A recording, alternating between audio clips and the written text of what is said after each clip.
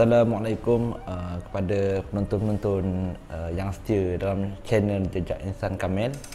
Okey, untuk kali ini saya ingin menceritakan tentang pengalaman tim JAK, pengalaman kami semasa pergi membuat kembara eksplorasi mencari makam Syarif Muhammad Al-Baghdadi di Kuala Berang, Terengganu. Jadi untuk tu, okey, sebelum ni kami telah upload sebuah video, sebuah trailer yang tajuknya, kalau tak silap saya, Matlamat Sebenar, yang mana kalau situ ada sedutan-sedutan yang kami pergi ke makam Syarif Muhammad Al-Baghdadi. Tapi manangkan ketika itu kami nak edit, nak syuting, kita nak teruskan lagi usaha tu, kan masalah kekangan pandemik COVID-19. Jadi usaha untuk meneruskan rancangan tu terpaksa ditunda.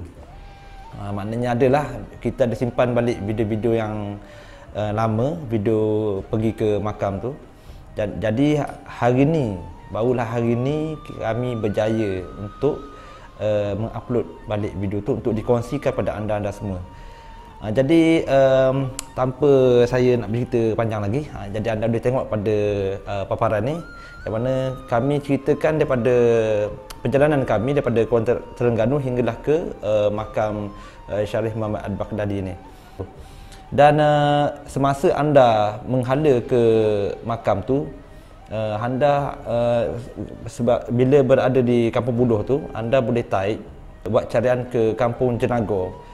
Jadi teruskan ke Kampung Jenaga, sampai di Kampung Jenaga tu ada signboard Kampung Jenaga.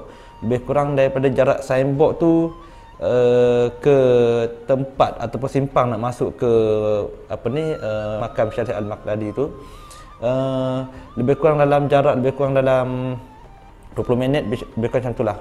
Jadi sampai di persimpangan tu, kalau anda tak jumpa cari, anda cari sebuah kedai. Dia ada simpang tu dekat dengan sebuah kedai roti canai, yang mana kedai tu terletak di sebelah kiri anda lah, kiri kami. Ada sebuah kedai. Boleh tanya situ di mana Abang Zul panggil dendang anak. Situ dia ada persatuan. Okey, lepas jumpa Abang Zul, kami dimaklumkan oleh Abang Zul ni tak boleh lagi nak pergi ke makam tu, sebab makam tu terletak seberang sungai. Pada ketika itu malangnya nasib kami lah.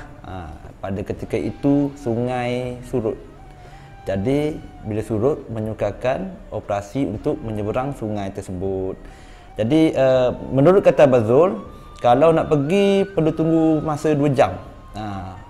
Jadi jangan tanya sajalah pukul berapa, sebab hanya Abang Zul sahaja yang tahu jadual pasang surut sungai Kuala Berang tu dekat situ.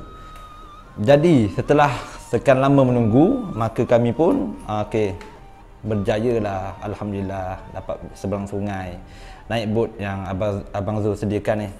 Jadi kalau anda tengok di sini dekat seberang sungai tu, jarak seingat saya masa yang diambil untuk menyeberang sungai lebih kurang dalam 10 hingga 15 minit seingat saya lah. Jadi sepanjang perjalanan kami menyeberang sungai, kami ternampak batu yang panggil batu belah, yang mana batu belah ni adalah batu yang telah dibelah oleh Waliullah Syarif Muhammad Al-Baghdadi.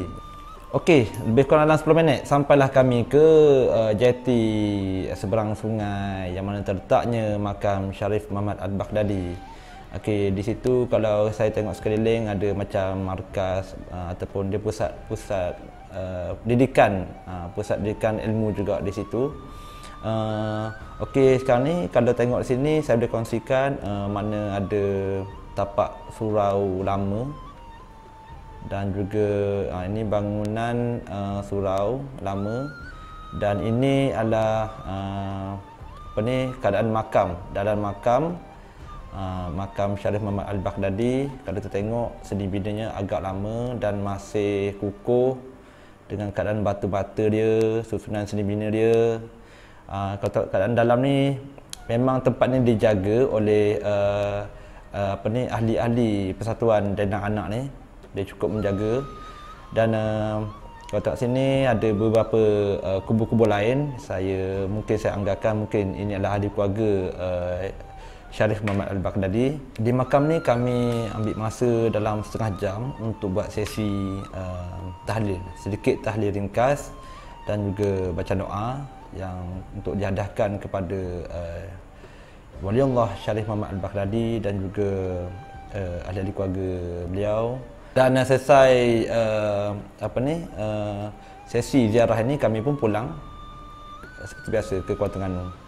Okey, jadi itulah sedikit sebanyak yang kami boleh kongsikan kepada anda mengenai pengalaman tim JIK dalam mencari menjejaki lokasi makam Syarif Muhammad Al-Baghdadi. Jadi untuk tu sebarang komen atau cadangan anda boleh nyatakan di ruang komen di channel kami. Dan akhir kata, apa yang boleh saya sampaikan untuk anda, ziarahilah makam-makam wali-wali Allah ni. Kenapa? Kerana kita sebagai tanda kita ni untuk menghargai pengorbanan mereka dalam menyampaikan Islam hingga ke hati kita. Tanpa mereka, siapalah kita? Jadi untuk tu, teruskan menyokong channel kami, tim Jejak Insan Kamil. Jumpa lagi selepas ini. Assalamualaikum.